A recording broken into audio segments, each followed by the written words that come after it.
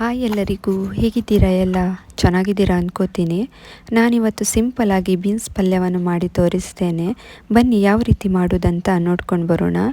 ನಾನಿಲ್ಲಿ 1/4 kg ಬೀನ್ಸನ್ನು ತೊಳೆದು ಈ ರೀತಿಯಾಗಿ ಕಟ್ ಮಾಡಿ ಇಟ್ಕೊಂಡಿದ್ದೇನೆ. ನಾರ್ಮಲಾಗಿ ಬೀನ್ಸ್ ಚಿಕ್ಕ ಚಿಕ್ಕ ಪೀಸ್ ಮಾಡಿ ಕಟ್ ಮಾಡಿ ಪಲ್ಯ ಮಾಡ್ತಾರೆ. ಒಂದು ಸಲ ಈ ಥರ ಕಟ್ ಮಾಡಿ ಪಲ್ಯ ಮಾಡಿ, ಬೀನ್ಸ್ ಅಂತಲೇ ಗೊತ್ತಾಗಲ್ಲ, ಎಲ್ಲರೂ ಖಂಡಿತ ಇಷ್ಟಪಡ್ತಾರೆ.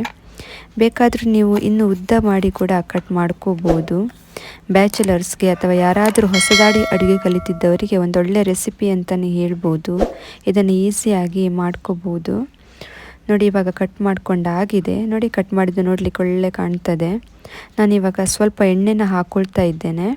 ಹಾಗೂ ಅರ್ಧ ಟೀ ಸ್ಪೂನಷ್ಟು ಸಾಸಿವೆ, 1/4 ಟೀ ಸ್ಪೂನಷ್ಟು ಜೀರಿಗೆ, 1 ಎಸಳು ಕರಿಬೇವು, 6 ಎಸಳು ಜಜ್ಜಿದ ಬೆಳ್ಳುಳ್ಳಿ, 1 ಹಸಿಮೆಣಸು ಹಾಗೂ 1 ಈರುಳ್ಳಿ ಇಷ್ಟನ್ನು ಹಾಕಿ ಸ್ವಲ್ಪ ಫ್ರೈ ಮಾಡಿಕೊಳ್ಳಿ.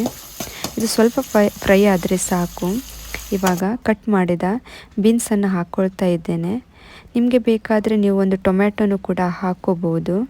ನಾನಿಲ್ಲಿ ಹಾಕದೇ ಮಾಡ್ತಾ ಇದ್ದೇನೆ. ಹಾಗೂ 1 ಲೋಟದಷ್ಟು ನೀರು, ಹಾಗೆ ಅರ್ಧ ಟೀ ಸ್ಪೂನಷ್ಟು ಉಪ್ಪನ್ನು ಹಾಕಿ ಚೆನ್ನಾಗಿ ಮಿಕ್ಸ್ ಮಾಡಿ ನಾನಿದನ್ನು ಮೀಡಿಯಮ್ ಫ್ಲೇಮ್ನಲ್ಲಿ ಬೇಯಲಿಕ್ಕೆ ಇಡ್ತಾ ಇದ್ದೇನೆ.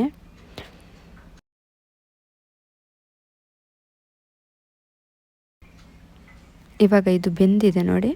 ಇದಕ್ಕೆ 1 ಕಪ್ನಷ್ಟು ಕಾಯಿ ತುರಿನ ಹಾಕ್ಕೊಳ್ತಾ ಇದ್ದೇನೆ.